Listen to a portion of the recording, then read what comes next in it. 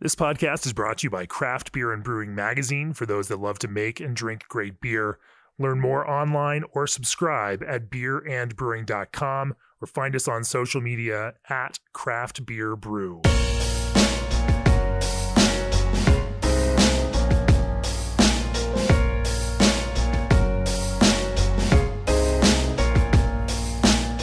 Welcome to the Craft Beer and Brewing Podcast. I'm your host, co-founder and editorial director of Craft Beer and Brewing Magazine, Jamie Bogner. I'm here for a live, socially distanced podcast, sitting at different ends of a table in a nice, large, open, and airy space. I feel like we have to say that just to kind of, set the stage for this. But at the world famous ABGB in Austin, and here with Swifty Peters, Amos Lowe, and Kim Meisner. Swifty and Amos are co-founders of ABGB. Kim's a brewer for ABGB, and I am thrilled to talk about lagers today. Welcome to the podcast. Thank you. Thank you. Thank you. Great Thanks to be for here. having us. This is actually not the first podcast. We've actually recorded two other podcast episodes at the ABGB. It was the Monkish podcast with Henry Nguyen, and it was the podcast with Trevor Rogers of DeGard, which we actually recorded out here in 2018 when we were down here for our brewers retreat while folks you guys were actually brewing during that. Oh, that's right. And so I remember that, yeah. So we couldn't do a podcast at that time.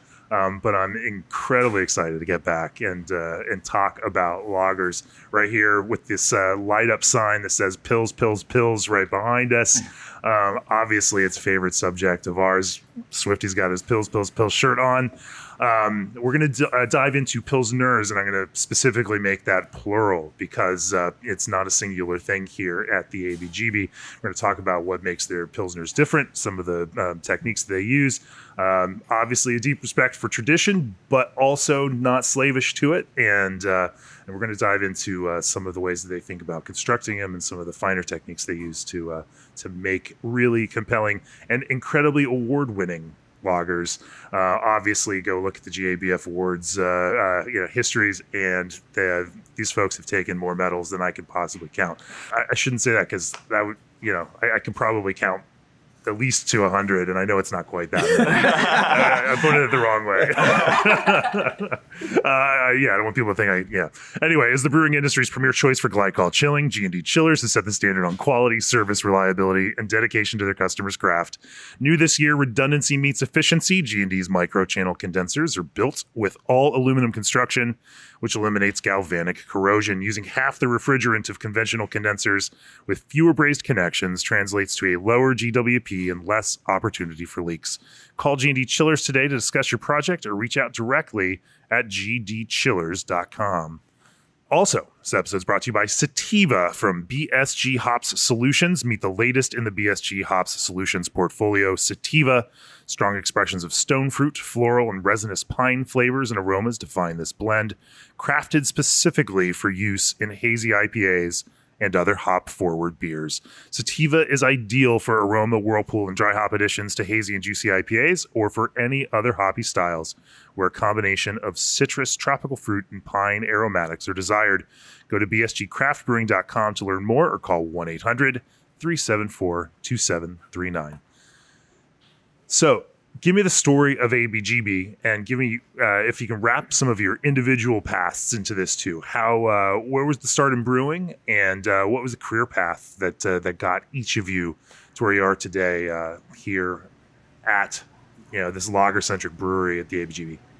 I was a mechanical engineer for most of my life, and that's Amos. That's Amos, and I brewed in my driveway quite a bit, and had a pretty good deal of experience in construction, and was tiring of it a little bit, and kind of wanted to do something different, wanted to have more fun, and I enjoyed brewing very much, and I love brewing science, and then of course you end up with beer at the end of the day, which is pretty good. Sure.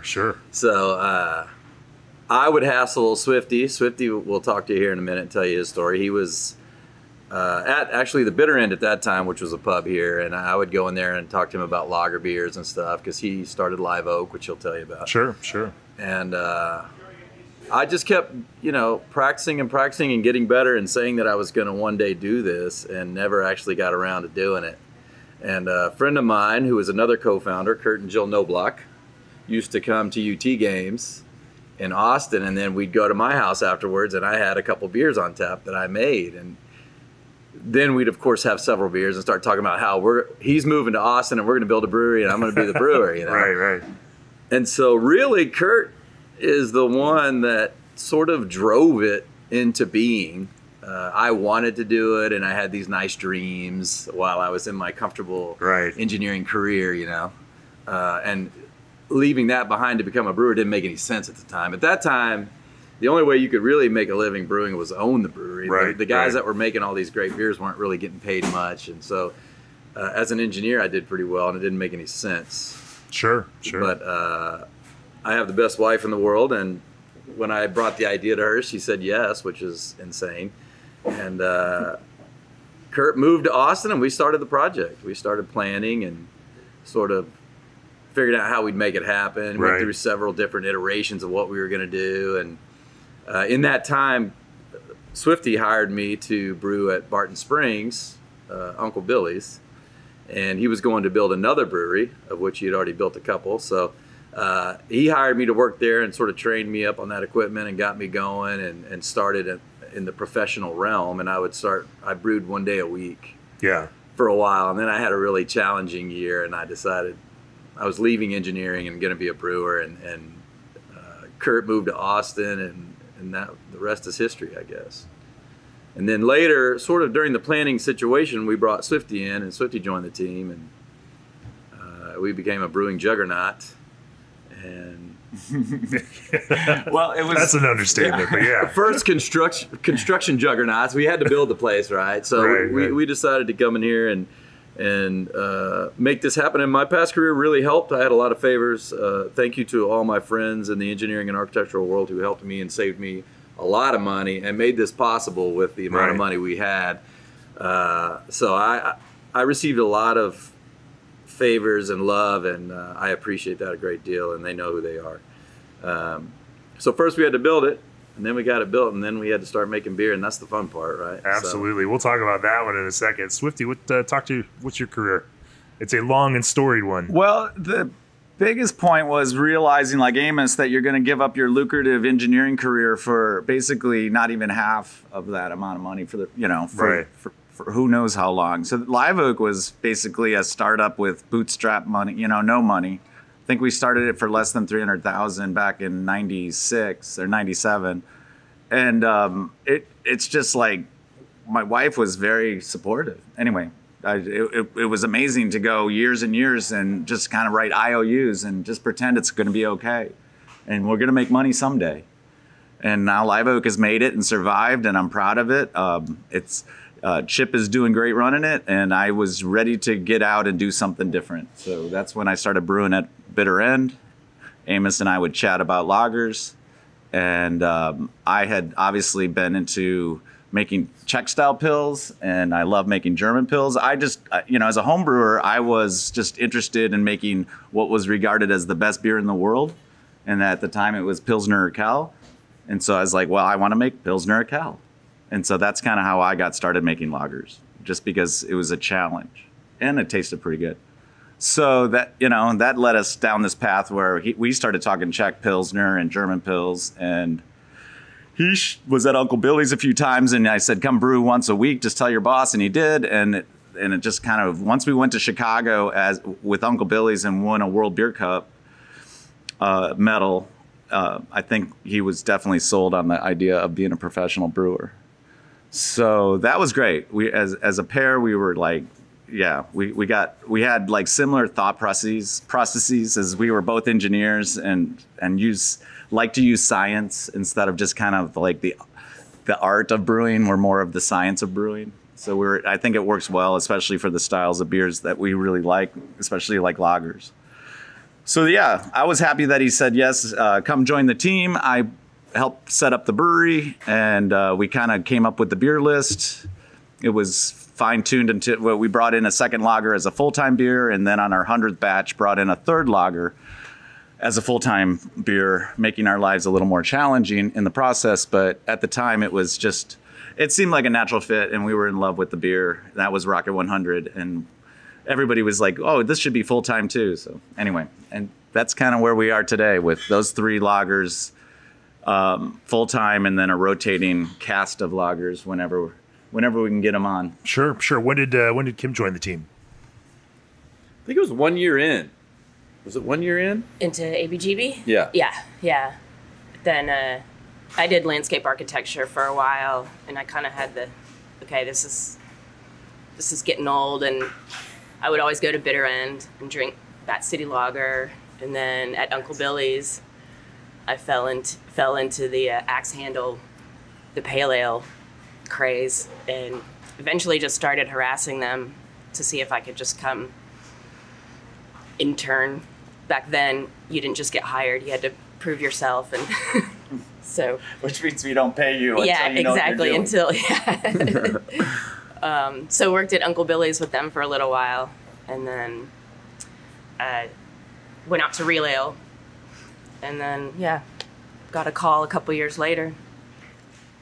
I invested all the time in training her, so when I lost her, I was like, oh, okay, well, that's all right.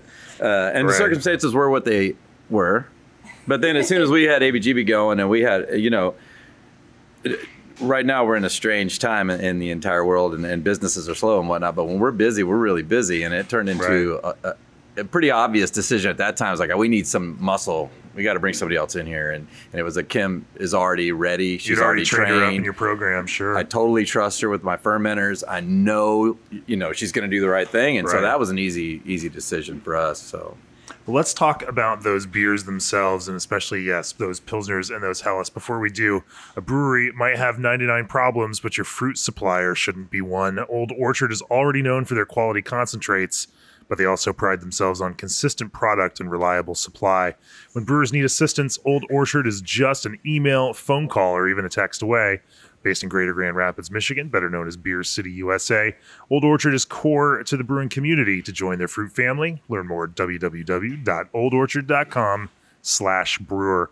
Also, for years, Brewery DB has been the industry's only professionally curated source of brewery and beer information, and responsible for mapping millions of visits to breweries all across the United States. In early 2021, Brewery DB will reveal a whole new platform with all new marketing features for breweries to attract craft lovers to their unique brewery experience. To take full advantage of the enhanced marketing power of Brewery DB and to increase your taproom traffic, visit marketmybrewery.com. That's marketmybrewery.com. It's easy and it's free.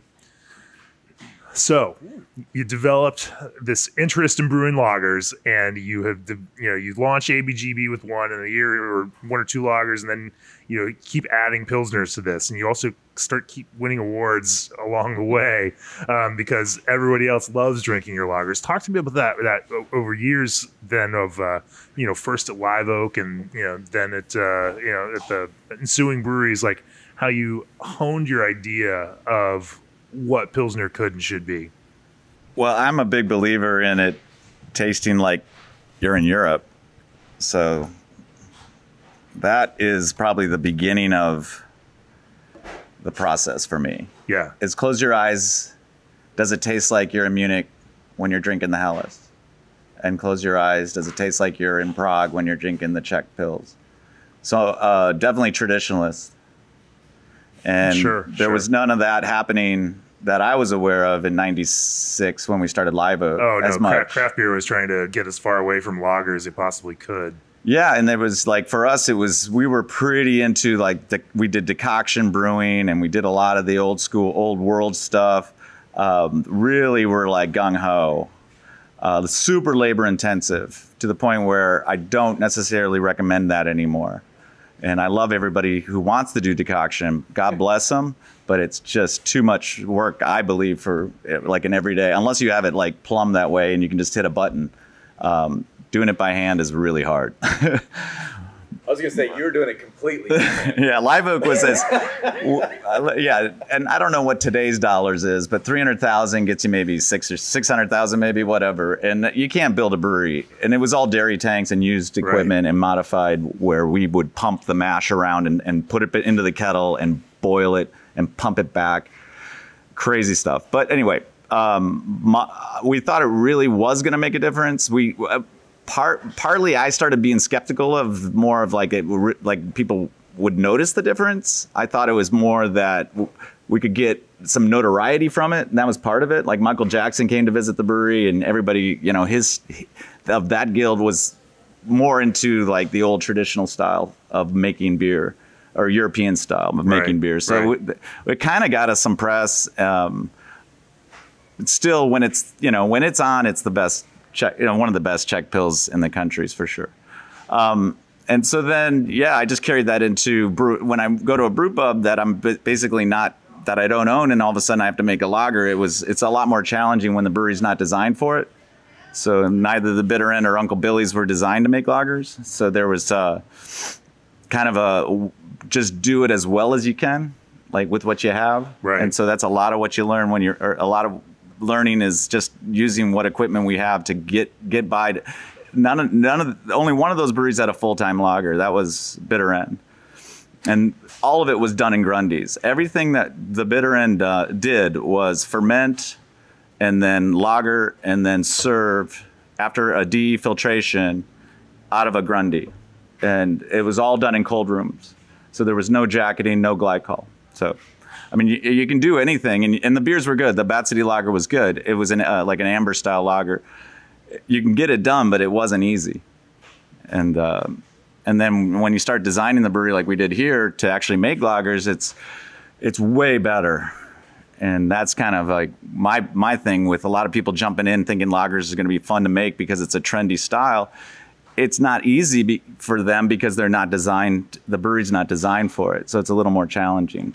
Let's talk about that a little bit, because the design of your brewery, like you're not using giant horizontal tanks, you're using conical fermenters. You're breaking a lot of the assumptions and the kind of traditionalist argument, for the technique and the kind of brew house that you would have to have in order to make those. So talk to me a little bit about, how you built a brew house that was specifically designed to make those lagers, even if it doesn't look like, say, the Live Oak brew house.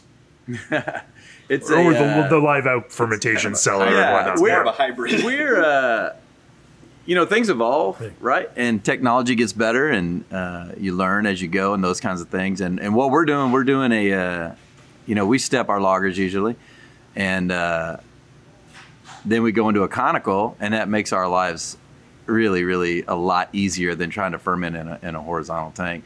When we do our conditioning, we go into a horizontal tank. Okay. So we get the benefits there, but as far as the brew house running and in a brewery this size and what we're trying to do, using the conical fermenter helps us to succeed. And it's, we've had a lot of success with our lager beers. So the system is working for us. And I guess there's all kinds of arguments about fermentation vessels and whatnot that people would love to make, Sure. And we love having those too. But what we did was we decided to make it, and Swifty is great at understanding how the thing's going to work. Right. And, being that he has brewed so much beer, when he put this brewery together, he understood how are we going to save steps and how are we going to get this beer made in an efficient way while still leaning heavy on tradition and getting the benefits of, say, a horizontal tank, but making it work for us. And so it's sort of a hybrid, newer version of what we would call in a great pub lager brewery. Yeah, the good news for everybody listening is that if you have a setup already with cylinder conicals and everything, as long as they're close to like 2-to-1 in terms of height to width, you can still make great lagers. You just need that extra step where you condition. It doesn't have to be horizontal. We didn't even have the horizontals when we opened, but you do need to condition in a second tank and then go into a third tank. So a lot of times people are trying to do it from one tank to two, finish it in a second tank and be done with it. And I don't necessarily recommend that. It goes back to what Swifty said earlier. A lot of times as a brewer, you got to figure out how to make it happen, right? You're in this brewery and you're like, oh, Jesus, how am I going to make this work? And so a lot of people don't have the choice. Sure. We had brewed and I brewed in one other brewery and he brewed in several other breweries. So when it was time to put this one together, we had some knowledge, like, here's what we can make happen, and this will make the beer good, and we'll be able to make legitimate lagers with this setup. And so we were fortunate there. That is an interesting piece. You can come into it knowing what yeast you're using, what that yeast does, how it behaves in these environments already, and you can think about all those process steps, and and because you had the formulative ideas around the beers themselves going into it, and you can choose those pieces along the way that you're going to tweak and adjust and build a whole system around that. Yeah, I want to say that we didn't even have conditioning tanks to begin with, and we were conditioning in the cold room. And it took us like a month to buy actual. We didn't have just making it happen. But what we didn't do is sacrifice like the actual lagering time. So it's like a lot of people are pushed on time, and I find like people are proud to say they have a 4-week lager, and for us it's like whoa, that's pretty young. But we were always able to. We sacrificed serving tanks in the cold room to lager just to get through, to get open and get some money flowing. So you have to kind of be, we didn't have the budget to put in every tank we wanted to start with. And we certainly didn't have the budget to buy horizontal tanks to start with. But once we got up and running and got some momentum, we were able to buy all those. And now we have, 7 lagering tanks. Yeah, and we were doing well with our lagers using serving tanks, but it was a choice. It was, what is our priority? And our priority was, we're going to leave this thing laying around. It's going to sit here. And we're going to make 8-week lagers. Like, this is how it's going to be, right? And I'll give a shout out to Will Kemper, who's the best at chucking up brewing. Sure. And, we've learned a lot from him and lean on the Germans, right? And what they do. We have our own version of lagers, obviously. It's not traditional German, but it's pretty heavily leaning on it. And so when we look at what they do, it's like, well, we need to do that. We need to make the commitment, right? And from the get-go, we were like, if we're going to make lagers, we're going to commit to this amount of time. We're going to get some way to make it happen. And then eventually, when we got some cash flow coming in, we got to get horizontal tanks. That was nice. Cash always helps. But yeah, and it was, something that we chose to do. And it's, I think, not a lot of people, I guess you could make whatever choices that you wish to make, but everybody's priorities aren't the same, right? So we're lucky that we decided to build this thing in a way where we can lager our beers as long as we think is necessary, because we believe that we're trying to get a specific result, and that's how we're going to get it. That's one of the pieces we can't compromise on. So there are things you can compromise on and try to make work, and there are other things that are really important and that, is up to every individual to decide. But that is one of ours, and so we've done that from the get-go. Yeah, at the other pubs, there was no way we could do 8-week lagers. It just was impossible. It was hard to do 3-week lagers. Yeah, so don't get me wrong. I get it. But when you make the commitment, it was definitely a commitment. Like, you're going to do it, and you're not stepping back from it. And it's actually a monster, because it used to be like 7 weeks, and now it's 8 weeks. It's just like it's like, maybe it can be even better. And so that's kind of how that evolves. Well, but once you make the commitment, you'll never go back. But you just have to start by saying, I'm not gonna do the 4-week lager anymore. Yeah, if a really qualified and great brewer makes a lager beer, and one time in his or her life lets that thing rest the appropriate amount of time and is tasting that beer and then tastes the result, they won't go back. You won't go back. No, right. It'll be like, oh, no, this is what I want. And you can do something younger and shorter if you want, and that's a choice. But if you're looking for what we were looking for, it was like, okay, there's no choice for us in this matter. We're going to have to do it this way. So. Yeah, and I laugh when I think about brewers who are putting decoction above that and not giving the beer the length of time that it really needs. And I'm like, decoction is one thing, but the beer would be so much better if you just gave it the time. Yeah, that's true. it's time is priority-wise. Again, it's an individual choice, but if you taste lagers that sit around and have a proper lagering duration, and they've been in that tank a long time, there's a magic moment, right? And every brewer that makes lagers will tell you, you put this thing in there, and all the flavors are present, and you're like, yeah, this has the building blocks, right? And then as it sits there long enough, all of a sudden, boom, it all comes together, and then it's one unit. And it's all like homogeneous all of a sudden. And that takes time. Time alone does not make great lagers. Obviously, if you put a average or mediocre brewed beer into a tank, 8 weeks isn't going to make a lot of difference from 4 weeks. So let's talk a little bit about some of those decisions that you guys have made along the way. Like, maybe we'll start with your Czech Pilsner, since that seems to be the oldest, Pilsner, or we can start with whatever you want there. At Live Oak, we used American malt to start with because the brewery went out of business, and we bought like Schreier malt by pallets and pallets for 5 cents a pound. I mean, we were so broke that the whole idea of importing malt and using imported malt was out of the question. We eventually started using German Pilsner malt, and then some homebrew shop was actually importing Czech malt. So we started buying half of the container from them. And then they went out of business, and then we at Live Oak had to be basically the only importer of Czech malt as a brewery in the country. And so Chip would bring in containers and we'd have to do it by hand, unpalletized malt. An 105-degree day in Texas, come join me to unload a container. Anyway, so that was a commitment, and then he could get specifications and get, we eventually got under modified Bud malt is whatever. It's just the same under modified malt they use in the Budweiser, the original Budweiser. So that gives it a whole different flavor profile. And then over here, we're very pro European malt, German malt, and use German malt as a base for all the beers, including the ales. We were using North American malt for the ales, but it just became kind of a hassle for both ordering and store. I mean, I don't know. We had some consistency issues, and so we were like not having consistency issues with the German malt. We were having nothing but great results, so we switched like 5 years ago. It's been almost the whole time. That's one of the easy things, right? You just make the decision you're going to use European malt, and if you're looking at costs and stuff like that, I feel like it's, it does cost more, but I don't think it's prohibitive. And for where we were trying to go with these beers, and we talked a little bit about character earlier, and every brewery has that.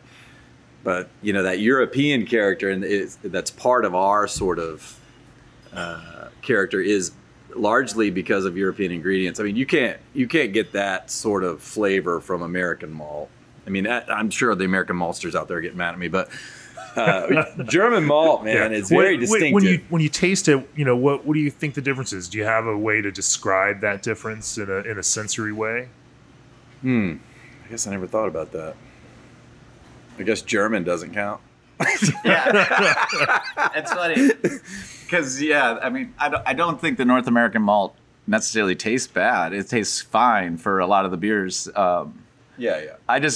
It's just very unique flavor. I'm not really good at the descriptors of what makes German malt taste good, but it's like something when I was talking earlier about closing your eyes and you can be there. You can't do it with North American malt. That I have not had a single beer where they're like, yeah, this is North American malt, and it takes you to Germany. So it's definitely, it's like anything else that grows. Yeah. Right?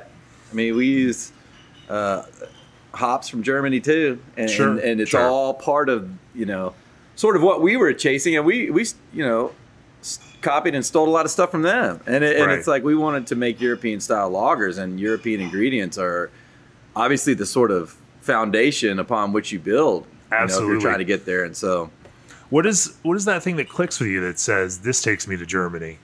I guess it's just memory. From drinking European beers, I guess. Your senses are pretty powerful, and between smell and flavor, you can go back in time and instantly be in the beer garden in Munich just from a recollection of that flavor. It's stored in your brain somewhere. There's if I were to describe it, tasting your Pilsners, and I drank a couple last night when we were here having dinner, there's a slenderness and a directness to it that, where a lot of these, I think, American ingredient based Pilsners may have a little bit more bigness, and, they're not flabby, they're not too sweet, but there's almost just this extra little more body character to it, where yours have that, and yet it still feels like it's solid, but moving in this very sleek kind of way. And it's such an interesting thing to have it that kind of precision and fine-tuned nature, and not having this kind of extra stuff hanging around in that, which isn't it can still, as you say, make tasty beers, but I'm really interested in how that kind of directness and that kind of precision is crafted. So you use European malts and European hops. Do you talk about where you source them from? We use Vireman malt. Vireman, okay. And we love them. We love you guys. And then we use hops grown in Germany. Most of them come from BSG. Yeah. But a lot of what you're talking about is fermentation also. Yeah. Sure. The fermentation, and when, fermentation is one of these things where it probably starts with the mash regimen and then moves into fermentation. I was going to say, it's like this particular process and moment in time, but it starts from the very beginning of your day, right? Right. Everything that is involved in your day is going to affect that yeast. And we talked a little bit earlier about how yeast behave in different environments, and that's one of the most rewarding and most challenging things about brewing is trying to get your yeast to do exactly what you want it to do. And it has been my experience that even moving to another brewery in another building and doing everything exactly the same, it may still not do exactly what it did in that other brewery. Right. There's a little bit of magic in there, and it's a living organism, and that really razor sharp quality that you get in these really well-made lager beers, a lot of times their fermentation is just really, really close to perfect. And that starts with everything. It's like you can kind of look at the brew house and look at the cellar as two separate things, but it all affects the final result. Right. Even, your mood when you walk in. I feel like your energy when you come in, can affect your whole day and your process and this living organism at the end of the day. And it's something that is fermentation to me. It's funny because I think about it because I manage it quite a bit, but it's like this one process, but it's everything, and so a lot of that quality that you're picking up and I see it as like an elegance, like this beer has a lot of flavor and it's very present and it's sharp, but it's not heavy or overwhelming, right? And so that's what we have always searched for, and we've always we scratched and clawed and worked for these tiny little baby steps to try to get to be world class, and it's a lot of work for these tiny little steps, but eventually they'll add up and you'll get at least really close to where you want to be. And those things, our lager beers, we've taken them very seriously, and we haven't compromised, and we've been very driven and very specific about it. And that's part of what you're picking up when you drink the lager. Sure.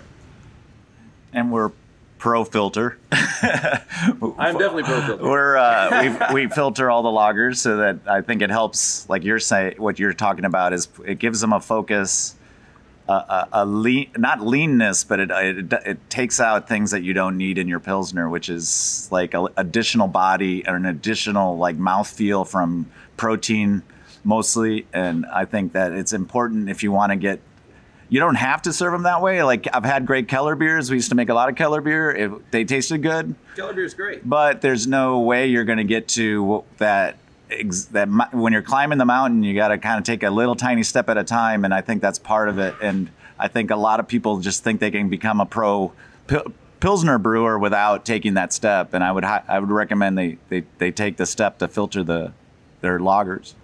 Yeah, a lot of brewers, and some of, I don't want to offend anybody here, some of this is left over from the early days. So like the war on lagers. When American home brewers started, they were like, oh, these are awful. We're never going to make these. We're making giant amber ales now.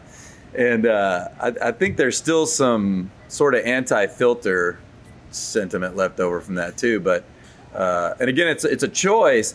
But some people see it as removing something from the beer, right? And I see it as I am uncovering. Like I use this German malt and I use this German hop and I got this yeast to do exactly what I wanted to do. I don't want this protein obscuring that in any way, right? So we filter this beer down nice and bright. It's like a process of editing, editing. To bring it back to my world, where you start with something that you know can be really great, but that first iteration of anything that I write is not ever going to be perfect. Yeah. And so it goes through at least 2 or 3 other editing sessions, and then a proofreading, like that's the piece that over time working on it and fine tuning it and taking out the extraneous pieces and amplifying the things that are important that you want there. That's the process. Right. Yeah. And and Keller beers are wonderful, and we made a lot of them. Sure. But it's a different beer, right? And I appreciate those too. But when we were trying to make German Pils and Bohemian Pils, we wanted to go all the way and make it as they were being made in Europe. So right. And it really, it is a different level of brightness and some really tight flavors when you remove some of that mouthfeel, because a lot of the stuff like the Helles, we talked about the Helles a little bit earlier, and we've had a lot of people come in from Munich and just be like, wow, man, this Helles is really great. Y'all did a great job, and that's always nice. But it's like when you have a beer that's that subtle, you don't really want anything obstructing any of those flavors, because those flavors are delicate. And a lot of it is going to be something that's present, but not, like I said, knocking your face off. So, and we can talk a little more about that. Because last night when Joe Stang was drinking the Helles, he described it as it has the right amount of malt character, just a touch of chewy malt character, which it should have. So many American lager brewers leave the character out of Helles that it should have. I don't know where I was going with that. Well, and some of that is the German malt we talked about earlier. That Weirmann malt will give you a beautiful malt quality without being heavy, not being cloying, not being too sweet. Yeah. You can ferment the thing down dry and proper and still have the malt character in the beer, and then using that Weirmann malt to do that for you. Yeah. You don't have to add anything besides Weirmann Pilsner malt to make a great Helles. Yeah, as your malt. If you use base malt that's that great, you don't have to put anything else in it. Yeah. Definitely don't add any Cara Pils or anything like that. Yeah, and up to whoever's making it. It's up to if you want it to have all this body and stuff. Just simple, I guess, is what I'm trying to say. Keep it simple. Don't overthink it. I do think sometimes people mistake. There's all these there, and your friend's a GABF judge, so that's nice to get to talk to him.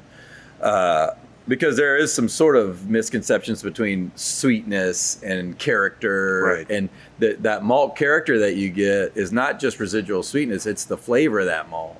And again, beating a dead horse, it goes back to the fermentation. If you have your fermentation right, all that character comes out, man. It just shines bright, and you get it. If you're not exactly on the money, you may lose some of that. Let's talk about mash and then get into some of those fermentation things.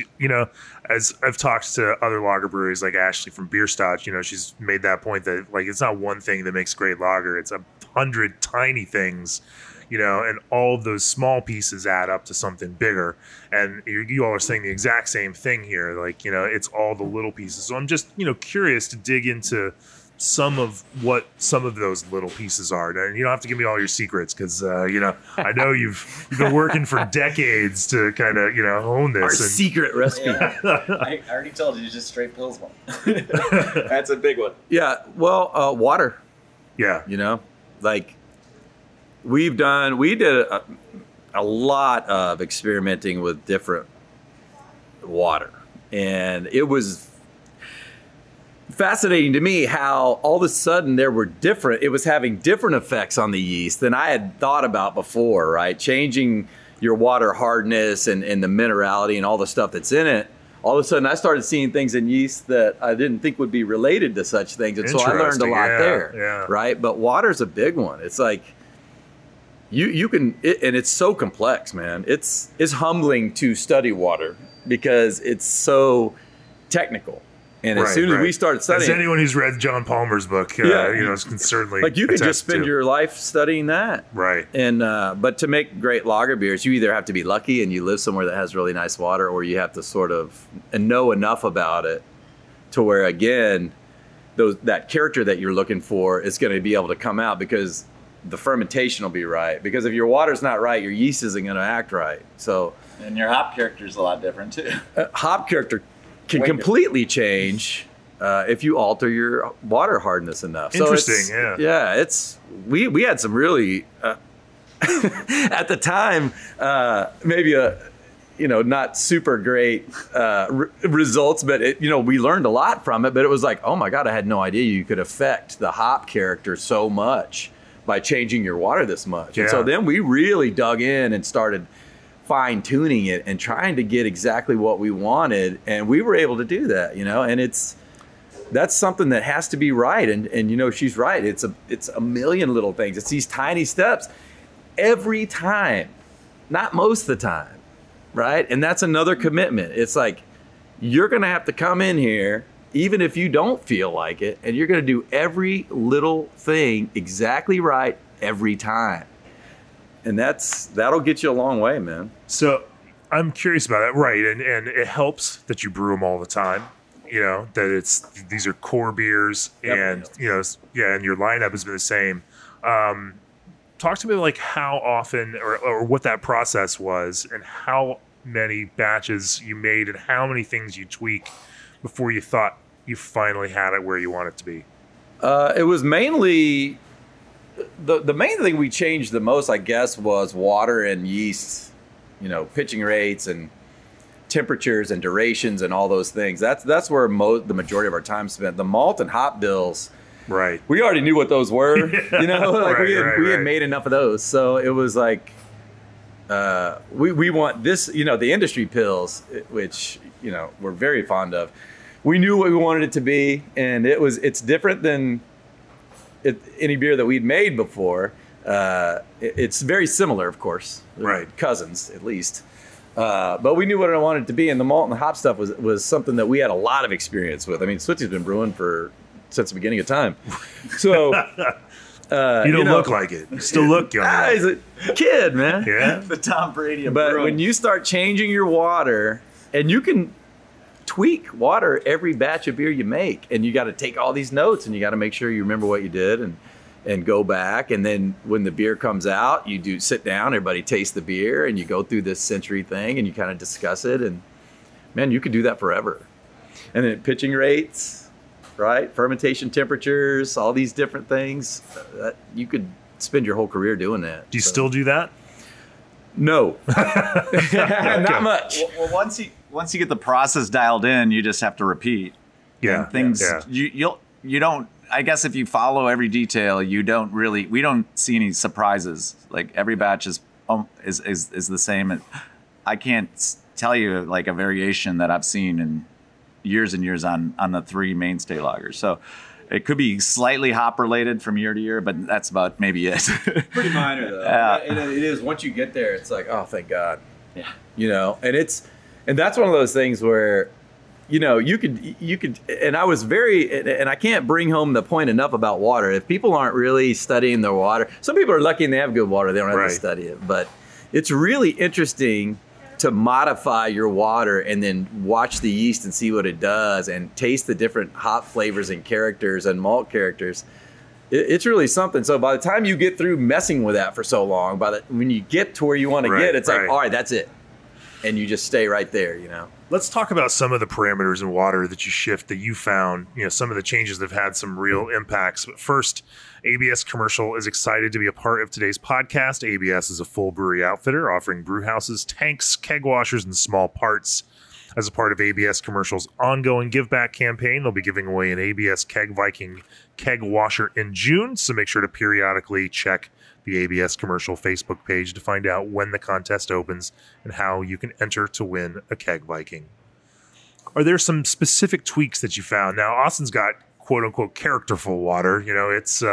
It's interesting water down here compared to where we are in Colorado, which is pretty dead neutral on most things. For you, what are some of those water parameters that you played with that you found had some significant impacts? Overall hardness for sure, residual alkalinity. All the stuff that you can tweak, we tweaked. And Austin water is not bad. It's pH. pH we mess with quite a bit. It's a little bit of an issue because it's almost 10. Yeah, our pH is 9.5. Wow. So that is automatically something that's has to be dealt with. But yeah, we messed around with different minerals, different ratios, different total hardness. All of it we messed around with a little bit. But again, we started somewhere that's not too bad. Austin's not too bad, right? Yeah. We're not as good as Colorado or like Oregon. Man, like the guys in Bend. Oh Yeah, God, they have great water. we always look at the ones winning out of Oregon and Colorado, like they have that home field advantage with the snow melt. And we're just like, oh, that water. Delicious water. Delicious. And they're great brewers on top of that. They're world-class brewers. So Delicious water. But yeah, so like when you know, there are places, like if you just go a little bit south of here, Right. go to San Antonio, I don't even know how they deal with that water. Sure. So there are more RO, that's how extreme they deal with it, cases, right. yeah. So When you were thinking about water profiles, did you start studying water profiles of, to get that kind of German or Czech character, European character? Or were you trying to Oh, yeah, of match course. water characters? yeah, we looked at the Czech water, and of course, which is really ridiculous, but Munich, Yeah. Austin's sort of similar to Munich. Yeah. We just had to get, I guess we just took some of the dissolved solids down, the TDS down, and it came together pretty quickly once we knew like that was a good spot to be. And then adjusting the pH is critical, especially on a very light pale lager. Anybody who's, you can mash with some acid malt, but you're not going to be able to fix the sparge without adjusting it. So you have to adjust your sparge and get that pH down. Otherwise, you're just going to get some flavors aren't going to be beneficial to a subtle Helles. Yeah, and depending, what your solids are, what your TDS is, your malt will probably drive pH. If you have too much buffer in your water and it's difficult to change the pH, then you really need to address it. But for us, it's not a big deal, and it's just something you sort of do on brew day, right? So we get the TDS and the minerals where we want it, and then when we get ready to mash in, we add some acid or whatever we want to do to drop the pH and go to town. Let's talk a little bit about, so we talked about water and the impact on that fermentation. Let's talk about some of the, direct fermentation tweaks. Are you guys public about the yeast that you use? We use Augustiner Yeah. from Y Yeast. And then maybe let's talk about some of the fermentation tweaks. Now, obviously, this is, it's such a hard thing to talk about this on the podcast because what you do is so specific to the tank geometries that you have, the ambient temperatures, all the other factors that go into, this kind of process where if somebody else was trying to just, like, they couldn't take your steps and replicate it on their own equipment, it probably would not work the same kind of way. But for you all, as you were trying to, get this working and continue to iterate and improve quality of those fermentations, what were some of the things that you were really paying attention to through that fermentation process? Well, you got to get all the basic stuff right? You got to get your aeration right. You need to use good malt, so you have all the stuff in Right. the wort that Plenty the of yeast nutrients needs. for it to do Yeah, its there's thing, all right. these basic things that have to be right before you even start. And then, we used several different strains when we started. I guess we were kind of about a year in, something like that, and we went through a lot of different strains, and each one of them will do slightly different things at different temperatures. But like I said, even different buildings to me seem to make a difference. I was talking to Matt, and he said that they used Augustiner for a little bit at Firestone Walker, but then it was just making too much sulfur there. Yeah. So in different programs and different buildings, they do different things. And so I always tell people, because people ask me, like, what yeast do you use and what should I do and how do I make it work? And it's like, well, you got to get a yeast that you think you're going to, you read the basic description and then you just brew with it over and over and over again and change whatever you can until you get to where you're trying to get. And that's going to be pitching rates. It's going to be temperature. It's going to be aeration. It's going to be, how long do you let this thing go in primary? All those basic things and your water. Like water had a large effect on what the yeast was doing and what the flavor of the beer ended up being, along with some sort of, I guess I would say, physical things, right? Different water turned out it was affecting flocculation. So then all of a sudden you're like, well, I got to harvest this thing at this certain time. All of a sudden my flocculation's dragging a little bit because I changed my water. What happened there? And then you got to go in there and study that. So yeah, it's all these things that we love, right? Sure. And sure. we're science nerds anyway, except for now we get to study one of the most beautiful things there is, brewing science.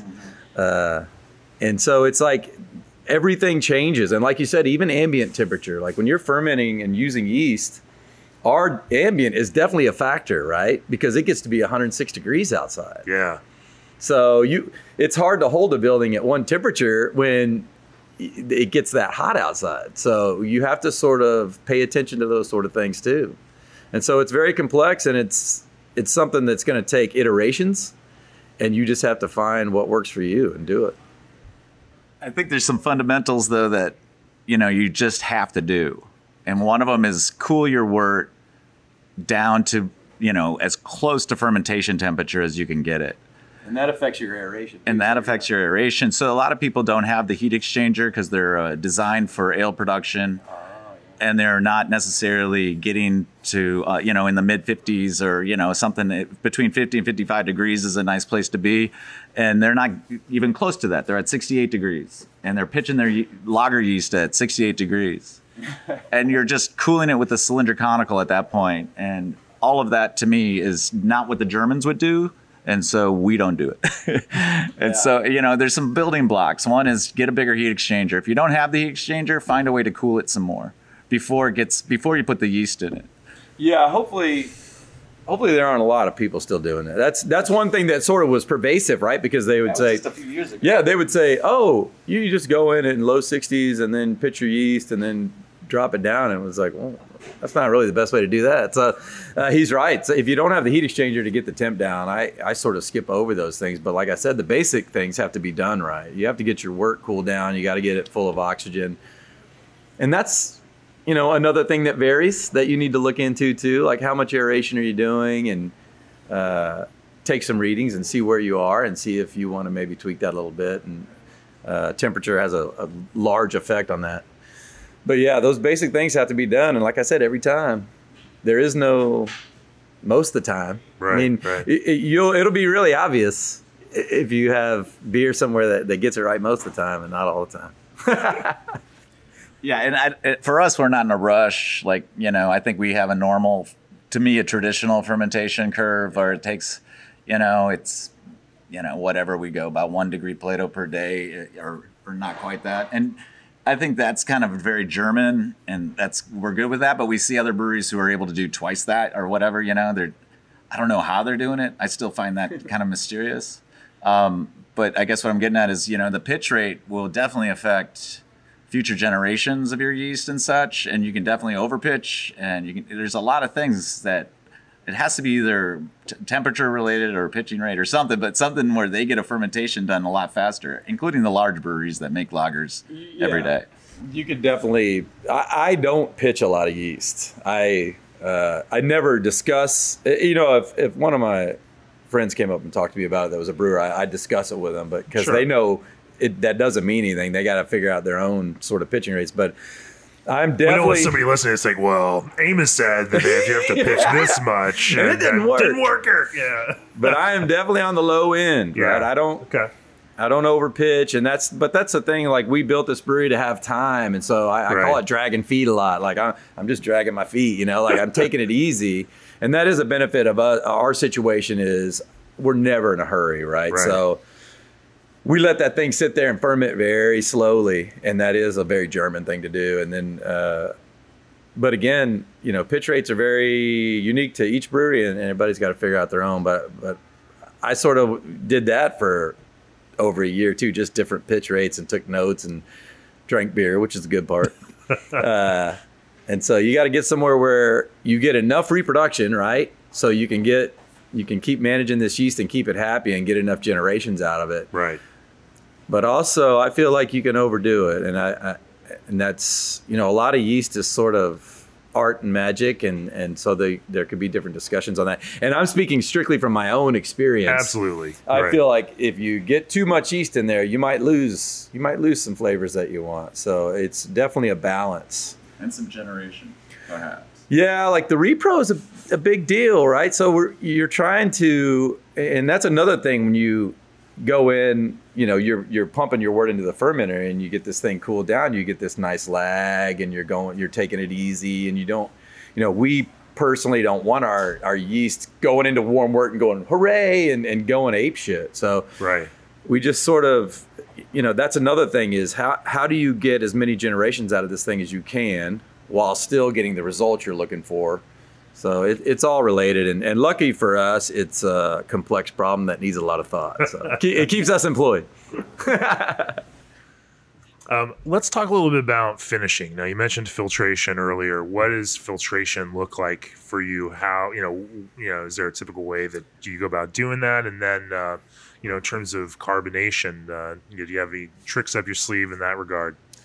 We use a lenticular filter, and it's basically a polish. Yeah. You know, we put our lager beers into horizontal tanks, and they sit there. And so most of what's going to come out of the beer is out already. Right. So it's settled on the bottom of the tank. And so we come out of the horizontal and go through a lenticular just to polish it and make it bright. Yeah. And we spooned our lager beers, so we get a lot of natural carbonation.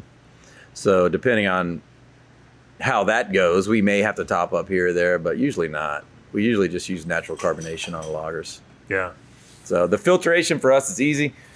And that's another thing that people used to have sort of nightmares trying to filter a beer that's not ready to be filtered. Like, you know, they do have limitations, right? So for us, that beer's been been laying there for 8 weeks. It's got nothing in it. It's basically, you know, a clear beer going in and just a clearer one coming out. So for us, filtration's easy, and it's, you know.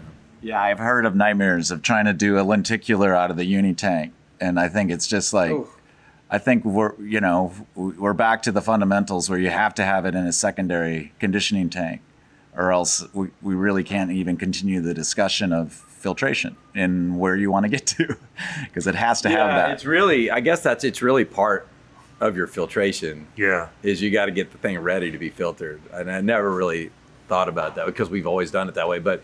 Yeah, I have heard of people trying to come out of a uni tank into a filter, and you know, you get a little yeast break loose, and all of a sudden you're totally clogged. And if you had to build up a DE filter and you sat there for, you know, an hour and a half doing it, then you're gonna be really upset. So sure. So we have heard some stories, but I feel like people have either decided not to filter, or they're doing it like we do, where they just polish it up at the end. Yeah, makes sense. Are there any other elements of your lager brewing process that you know, may seem counterintuitive out there to folks that might be trying to do it themselves? I don't think so. No, that wouldn't be German. Yeah, and our thanks go out to the Germans. Thank y'all, man. No, we don't have any. Yeah, there's nothing that. I think we pretty much follow the same steps like Ashley talks about. Everybody talks about who follows the hundreds and hundreds of steps to make one batch of beer. Very small steps. I can't think of anything that you would consider kind of different than anybody else. Yeah, and I tell people all the time. We covered water and knowing your yeast, and that's basically the difference. The ingredients are, everyone's using almost the same ingredients. Yeah, it's like everything I learned, I read in books. And the books are available to everybody. So, you know, you can read about brewing science and get those basic things, and then, you know, whenever you get your brewery built and you get your environment, then you just have to change the things you can to get the results you're looking for. So, but we don't have any secrets. No. Well, what I love about talking to you guys is that if you were hanging out and drinking a beer together, you seem down to earth and informal folks, and a lot of fun to be around and drinking that beer with. And I love that when we drill down on it, there's a seriousness and a precision and an incredible focus to how you make that beer. What does the future look like for ABGB? Obviously now we're in COVID times and or trying to like ease on out of COVID times over the next few months, ideally. But what are the long-term plans for ABGB? Where do you see this going in the future? Well, we just got our first legitimate cans ever. You're gonna can beer? We're gonna can beer, wow. Which is somewhere I never thought we would be. It was always like, oh man, this is, when you get to where the beer is made, the beer is exactly what it's supposed to be, right? And that's a beautiful thing. It comes out of the faucet, it's the freshest, and the brewer's there, and he's taking care of it and making sure everything's right. And so it's poured correctly, at the right temperature, all those things. Right. And so canning is a little bit of a, you got to put a little bit of risk in there and put yourself out there a little bit. But we're going to do it, and that's kind of in our future. Very limited. Right. Obviously, we can't make a lot of beer. We're tiny. So we're going to do limited distribution on that stuff. And we already started doing some draft distribution. And I think that's pretty much all we got going in the near future. We're counting on everyone coming back. Yeah, we want to get back to normal. Right. And live music, that's all these things that, and I keep telling people this builds character, right? Having everything taken away from you overnight is a good character builder, because all of a sudden, especially if it's your livelihood. And so all of a sudden, all these things we sort of took for granted, having bands up on the stage and our music family and all these things were taken away, and then they're gone for the present moment.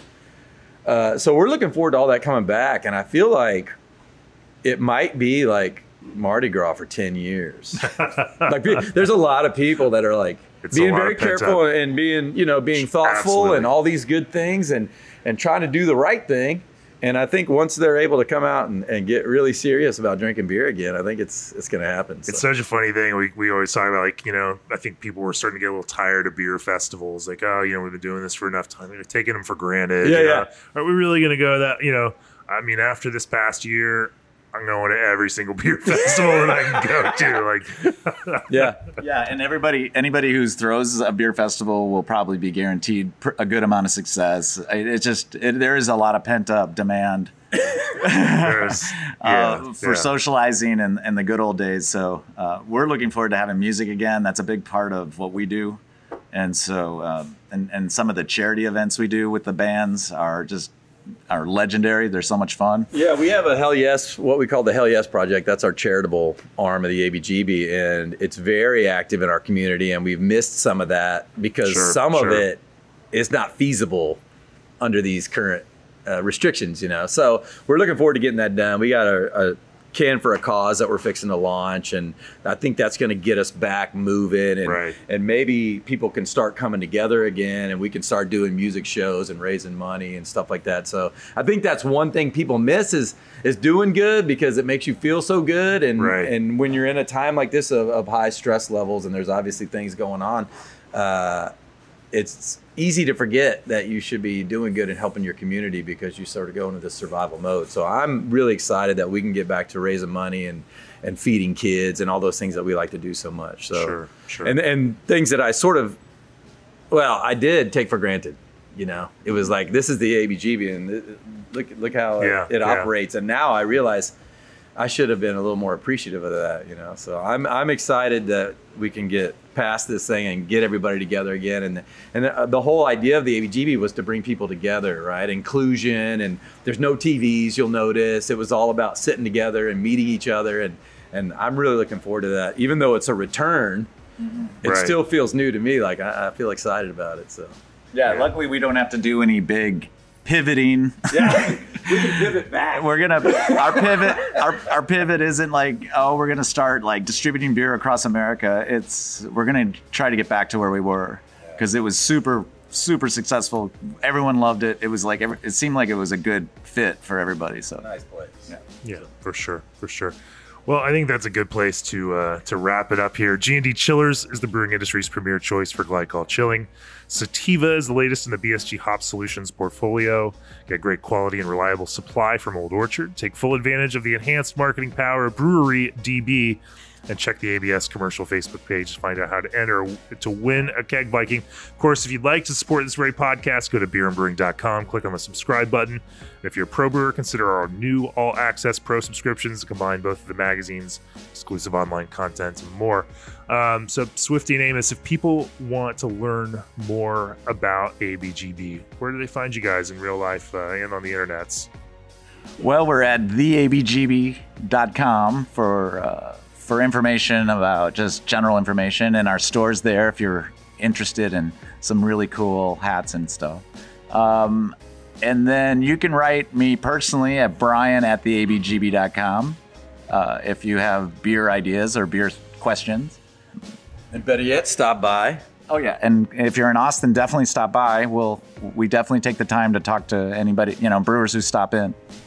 It's a beautiful location to drink beer. It's the beers themselves are immaculate, and you can taste the craftsmanship in them. Thanks for joining me on the podcast. Super excited. So, yeah, I can't tell you how happy I was to have this conversation. So, cheers. Yeah, thank you so much, man. Cheers. Fun. Thank you.